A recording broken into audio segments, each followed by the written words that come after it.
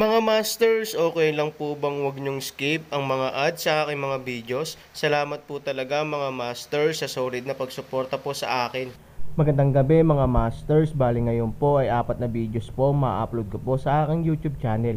Tama nga mga masters, 4 na videos nga po ang ma-upload ko po ngayong gabi. What's up mga masters? Nandito na naman tayo sa panibagong araw, panibagong kabanata na naman ang pagsasama-samahan natin ngayon guys.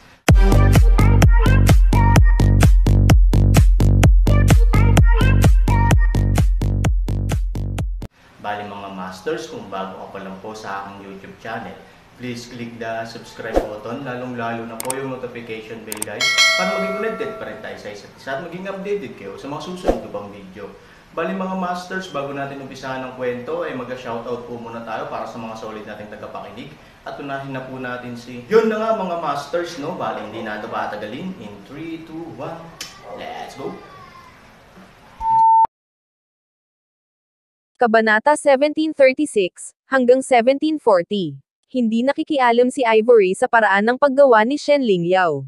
Dahil ibinigay na ito ng kumpanya sa kanya, natural na hindi siya makikialam sa gusto niyang gawin. At saka, ayaw niyang makarinig ng mga ganoong non-verbal words. Handa na ba kayong lahat? Sa oras na ito, nagtanong si Aaron sa karamihan. Ngayon ay hindi lamang ang damit ni Xi Jing, kundi pati na rin ang mga bagong custom na damit ni Tang ni Han Tianyang at Yan Jun. Kung tutuusin, isa itong malaking event na may kaugnayan kay Han Nayan. Walang gustong maging perfunctory sa di malilimutang araw na ito. Malapit na. Wala lang. Tara na. Undefined, I'm afraid all the guests are here now. Medyo nahihirapan kaming mga host na hindi na samipot. Umalis sila sa Yondengshan Villa area, at dalawang Audi A6 ang nagmaneho patungo sa Manor. Ito marahil ang dalawang pinakamurang kotse sa Bifeng Manor ngayon, ngunit tiyak na sila ang dalawang pinakamalakas na kotse. Nakaupo dito ang pamilya ni Han Sanyi. Sino pa rin ang ayaw sa murang presyo ng Audi? Zhang Bifeng sa gate ng Manor, para sa Aaron na tanggap ang lahat ng mga bisita. Ngunit Aaron ay hindi dumating, hindi siya maaaring umalis. Nang makita ni Zhang Bifeng ang dalawang pamilyar na sasakyan, huminga siya ng malalim para mabawasan ang kanyang tensyon. Hindi ito ang unang pagkakataon na nakilala niya ang Aaron, ngunit siya ay labis na kinakabahan sa bawat oras. Ganito siguro ang mentalidad ng pakikasama sa malalaking tao. Nakakahiya na may ibang nagmamaneho ng Audi. Hindi kalayuan sa tarangkahan ng asyenda, isang grupo ng mga tao ang nagkukumpulan at nagkukwentuhan sa buong lugar. Nang matagpuan ng isang babae ang dalawang sasakyan ng Audi na huminto sa tarangkahan, sinabi niya ng may paghamak. Sa isang okasyon tulad ngayon, hindi makakaakyat si Audi sa entablado, ngunit sa mapang-uyam na ekspresyon, hindi niya alam kung sino ang nakaupo sa loob. Nang marinig ito ng iba, napalingon silang lahat sa pinto. Nang matagpuan ng lalaking nasa braso ng babae ang dalawang sasakyan ay biglang nanlamig ang mga mata nito. Ang mga babaeng ito ay hindi nagtanong tungkol sa mga gawain ng mundo, at hindi nila alam kung sino ang nagmamay-ari ng dalawang sasakyan, ngunit alam na alam niya. Itikom mo ang bibig mo kung hindi ka makapagsalita. Ang malamig na boses ng lalaki ay saway ng paraan sa babae. Ang isang babae ay nasa kawalan. Kahit manliligaw siya, lagi niyang sinisira ang sarili niya. Ano ang ibig sabihin ng mawalan ng galit ng walang dahilan? Ano bang problema mo? Dalawang sasakyan lang ang sinabi ko. Kailangan mo bang magalit sa akin? Hindi nasisiyahang sabi ng babae. Ang ilang mga lalaki sa gilid ng mukha ay lumitaw ng isang ngiti, sinabi sa lalaki, hanapin mo ang manliligaw na ito ay masyadong matino. Gagawin ka lang ng ganitong klaseng babae kung mananatili siya. Ewan ko ba sa tinatawag na pamilya ng mga babae. Nasa kamay ng iba ang Audi. Audi lang. Pero ang may-ari nitong dalawang sasakyan, kahit nakabisikleta, walang naglalakas loob na tignan siya. Nanlamig ang mga mata ng lalaki nang marinig ang mga katagang ito. Kung hindi dahil sa espesyal na okasyon ngayon ay nawalan na siya ng gana. From now on, shut your mouth for me. Kung hindi, huwag mo akong sisihin sa pagiging walang awa ko sa iyo. Banta ng lalaki sa babae. Ang isang babae ay hindi alam kung ano ang kanyang mga pagkakamali, ngunit ramdam niya na ang lalaki ay talagang galit, kaya siya ay takot na masipa, at hindi niya ma-enjoy ang masaganang buhay sa hinaharap.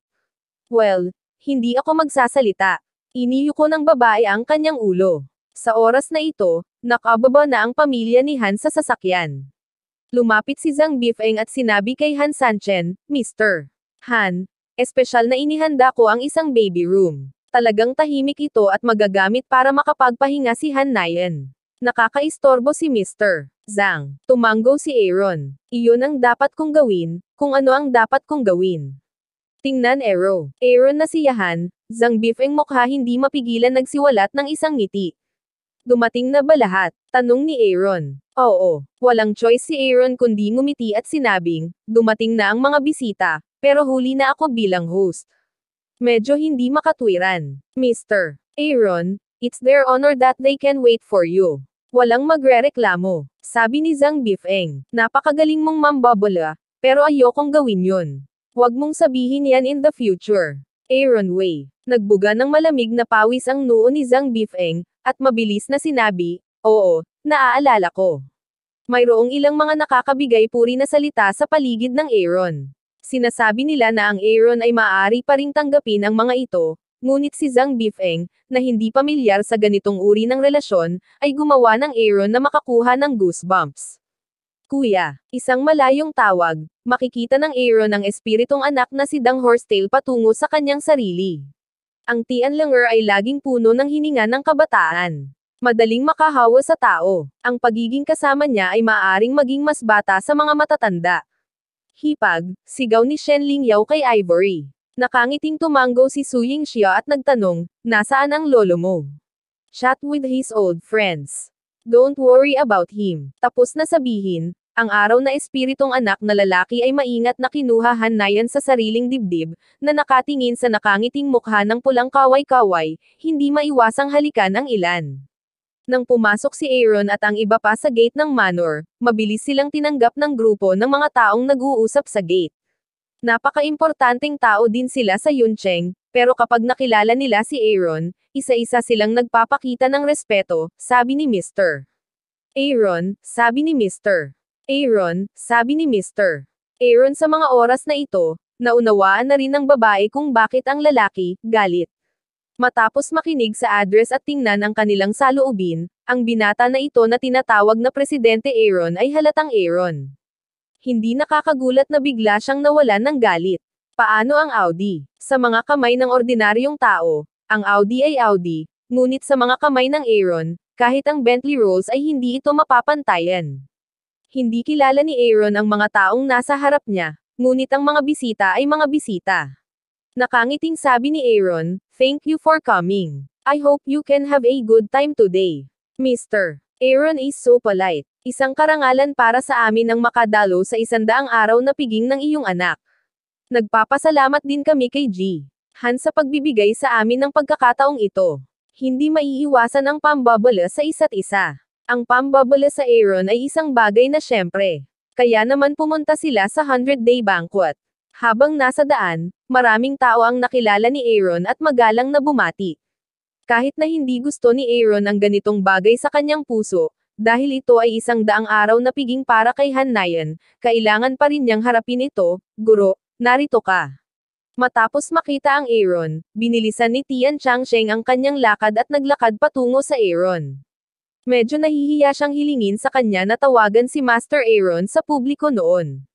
Ngunit ngayon, si Tian Changsheng ay napakalma at iniisip pa nga na ang orihinal na taya ay matalino. Kung hindi, paano siya naging malapit sa Aaron? Walang pagpipilian si Aaron kundi ngumiti. Hindi nakakalimutan ng matanda, yan ang tawag mo. Kailangan ba kitang tawaging magaling na apprentice? Nakangiting sabi ni Aaron, walang problema. Ang iyong Panginoon, anuman ang iyong pangalan, basta't masaya ka. Tian Chang Shengle Road. Si Han 3,000 ay umiling, tila mas walang magawa. Sa oras na ito, dumating si Wang Mao sa Aaron Mr. Aaron, matagal nang hindi nagkikita. Sinabi ni Wang Mao, Pangulong Wang, matagal nang hindi nagkikita. Sa ilalim ng iyong pamumuno, ang Go Association ay gumagana ng maayos. Sabi ni Aaron, salamat sa iyo, nanalo ka sa laro sa simula. Ngunit para sa iyo, ang Yuncheng Go Association ay hindi magkakaroon ng ganoon kagandang reputasyon ngayon. Sabi ni Wang Mao, hanggang N. Ngayon, pinag-uusapan pa rin ito ng maraming tao sa Go industry. Masasabing halos hindi na malampasan ang mga nagawa ng Aaron sa Go industry, ngayong lumipas na ang nakaraan, ano pa bang magagawa ko dito? Wala akong pakialam sa nakaraan. Aaron Wei. Hindi alam ni Wang Mao kung ang pananalitang ito ay isang pan lamang. Hindi niya maiwasang tumingin kay Chan Changsheng. Tumatawa si Chan Changsheng ngunit walang sinabi. Hindi pinanagot ni Han Sanchen ang ibang miyembro. Isinasaalang-alang niya ito. Bilang isang elepante, paano siya mag-aalala tungkol sa ilang bagay na may mga langgam, maaga pa. Guro, gusto mo bang ipagtimpla kita ng tsaa? Nabalitaan kung may magandang koleksyon si Zhang Bifeng, mungkahi ni Chan Changsheng. Mabilis na sinabi ni Zhang Bifeng, Mr. Aaron, wala akong espesyal na interes. Gusto ko lang mangolekta ng tsaa. Kung interesado ka, maaari mo itong subukan. Alam ni Han Sanchen na maliit ang tsaa. Ang dahilan kung bakit gumawa ng ganoong panukala si Tian Changsheng ay marahil ay hindi niya masyadong gusto ang mga ganoong aktibidad sa lipunan, kaya humanap siya ng dahilan para sa kanya, at natural na sumang-ayon si Han Sanchen. Sa bagay, napakaraming tao ngayon dito. Kung nakita siya ni Han Sani 111, kailangang paltos ang kanyang bibig. Bukod dito, sa kanyang kasalukuyang posisyon, bagaman lahat ng mga tao dito ay malalaking pangalan, hindi na kailangang kamustahin ang lahat. Apprentice, hindi ko inaasahan na darating ka. Mahinang sabi ni Aaron kay Tian Changsheng. Mukhang kampante si Tian Changsheng. Paano niya hindi maintindihan ang Aaron? Bahala na si Aaron ay hindi makayanan ang ganitong uri ng pakikipagtalik, kahit na hindi niya ito matanggap. Guro, kailangan bang bigyan ng gantimpala ang apprentice sa paggawa ng mabuti? Nakangiting sabi ni Chan Changsheng. Undefined, anong reward ang gusto mo? Naramdaman ni Aaron na masama ang loob ng matanda lalo na ang ngiti sa labi na halatang masama ang tingin. Hey, tumawa ang magnanakaw ng manok ng Tian Changsheng at sinabing, may lugar din ang pamilya Chanjia para sa proyekto ng kanluran ng lungsod at nayon sa lungsod. Shifu, gusto mo bang isipin ito? Ngayon ang dalawang proyektong ito ang pinakamalaking pagbabago sa Cloud City, at patuloy pa rin ang mga ito. Bagamat hindi makikipagkompetensya si Chan Changsheng sa kumpanya ni Chanjia at sa pamilya ni Su, umaasa pa rin siyang makakakuha si Chanjia ng ilang benepisyo para sa ganoong kalaking taba. No problem. You can talk to Shen Lingyao about it. Sinabi ni Aaron na wala siyang pakialam sa pera ngayon. Ang muling pagtatayo ng mga nayon ng Chengxi at Chengchong ay tiyak nakikita. Makatwiran para kay Chanjia na gusto ng bahagi. Hindi rin alintana ng Aaron ang paglahok ni Chanjia. Sige, salamat, Master. Tian Changsheng Road. Sa oras na ito, hinailanihan Tian niyang ang Aaron sa tabi at tinanong, hindi ba darating si Nangang Boleng? Bakit hindi pa ito dumarating? Bago ang piging, paano siya lalabas bilang huling figure? Nakangiting sabi ni Han Sanchen na hindi siya nag-aalala tungkol dito, at malamang nahulaan niya kung ano ang gustong gawin ni Nangang Boleng. Sa ngayon, hindi mabilang ang mga tao sa Yuncheng na nagsasalita tungkol sa parehong pangalan at apelyido, at kahit ilang tao ay minamaliit ang hanayan sa paghahambing. Hindi sinasadyang pinakinggan ni Aaron ang mga salitang ito, ngunit marami siyang alam tungkol sa mga ito. Kung si Nangang Boleng ay nasa Yuncheng, hindi niya malalaman ang tungkol sa kanila, kaya pinili niyang lumabas pagkatapos ng piging at isinama niya sina Bert at Stanford. Sa ganitong paraan, natural na hamupa ang mga komentong iyon, at ang pagsabog nitong malaking bato, tiyak na bubuo ng magulong alon sa Cloud City. Si Han Tianyang ay isa ring matalinong tao. Matapos makinig sa Aaron, nahulaan niya ang gustong gawin ni Nangang Boleng. Mukhang malalampasan mo ang kasikatan ni Niner, at isa rin siyang international celebrity. Nakangiting sabi ni Han Tianyang. Tumanggo si Aaron at sinabing, hindi ito masyadong mabilis, ngunit nalampasan na. Kaya lang pagkatapos lumitaw si Nangang Boleng, ito ay magiging mas makapangyarihan. Bert at Stanford students, ang balitang ito ay ikinagulat ng mundo, hindi mabilang na internasyonal na balita ang sumasakop sa front page, kung alam ng media na ang karaniwang estudyante nila ay isang sanggol na katatapos lang ng 100 araw, ang balitang ito ay tiyak na magugulat sa lahat ng panig sa mundo, isang mundong nanginginig. Pagkarating sa lounge na espesyal na inihanda ni Zhang Bifeng para sa pamilya ni Han Sanyi, kinuha niya ang pinakamahusay na kalidad at pinakamahal na tsaa sa kanyang koleksyon. Hanggang sa oras ng pagdating ay tumungo ang pamilya ni Han sa banquet hall. Matapos lumitaw ang Aaron at iba pa, Ang banquet hall na may daan-daang tao ay naging nakakagulat na tahimik. Walang nagsalita, at ang lahat ng mga mata ay nasa Aaron. Ang ilan sa kanila ay nakakita ng Aaron, habang ang iba ay nakarinig lamang ng pangalan ng Aaron. Kapag nakita nilang napakabata ng Aaron, hindi nila maiwasang magtaka. Ano ang bata at may pag-asa? Kung titingnan mo ang Aaron, mauunawaan mo ang kahulugan ng apat na salitang ito. Sa mga bisitang ito, may ilang magagandang dalaga. Sa oras na ito, hindi nila maiwasang mapabuntong hininga na ang Aaron ay napakahusay at binata. Ang susi ay napakagwapo pa rin niya. Nag-asawa na siya at nagkaanak. Kaya naman wala silang makitang pag-asa. Sana nakilala ko siya ng mas maaga. Sa aking kagandahan. Sayang naman at pinalampas niya ang ganoong pagkakataon. Hindi ko alam kung may ideya ba siyang maghanap ng manliligaw.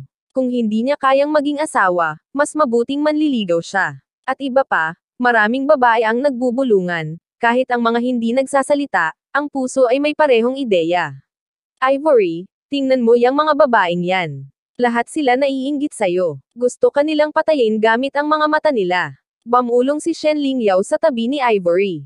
Nararamdaman ni Ivory ang maraming mainit na mga mata na nakatingin sa kanyang sarili. Siguro, gaya ng sinabi ni Shen Lingyao, naiinggit sila sa kanilang sarili, na nagpapasaya kay Ivory.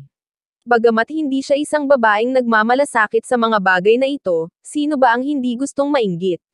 Anong silbi ng inggit? Akin na ang Aaron. Nakangiting sabi ni Ivory. Ibinaling ni Shen Lingyao ang kanyang mga labi. Minsan ay nagkaroon siya ng magandang pakiramdam para sa Aaron, at kahit na si Chi Ian ay hindi maalis ang sarili mula sa kanya.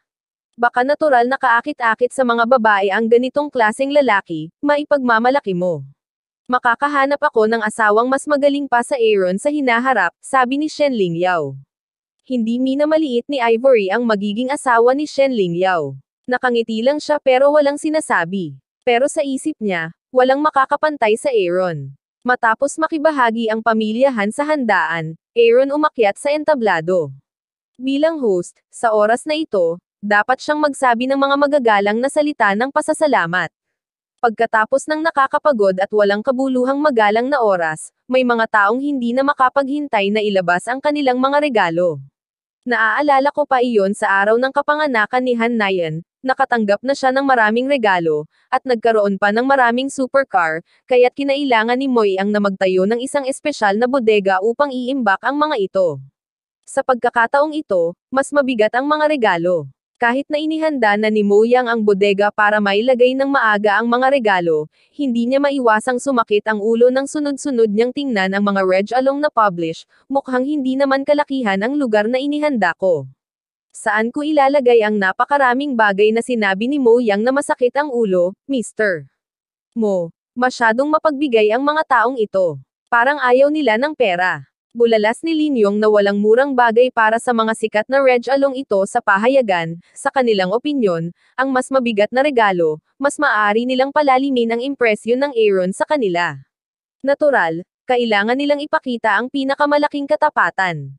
Hindi ito nakakagulat, sabi ni Mo Yang, bakit gusto nilang dumalo sa 100-day banquet? Ayaw ba nilang makilala ng Aaron? Ngayon sa sitwasyong ito, ang tanging paraan para maalala sila ng Aaron ay ang pagbibigay sa kanila ng mahahalagang regalo. Tinanggo-tango ni Lin Yong ang kanyang ulo upang ipakita na naiintindihan niya, ngunit ang ganitong uri ng eksena sa pagbibigay ng regalo ay isang beses lang makikita sa kanyang buhay. Ang proseso ng pagbibigay ng regalo ay naantala ang oras ng pagbubukas ng piging. Hindi naging madali ang maghintay hanggang matapos ang proseso. Isang matandang lalaki, na nasa likod ang dalawang kamay, ay sumunod sa dalawang dayuhan sa bulwagan ng piging. Kilala ni Zhang Bifeng ang lahat ng nakatanggap ng imbitasyon, ngunit tiyak na wala ang matanda sa listahang ito, kaya nakaramdam siya ng kakilakilabot sa unang pagkakataon, at pinasok siya sa isang mahalagang okasyon ng isang tagalabas.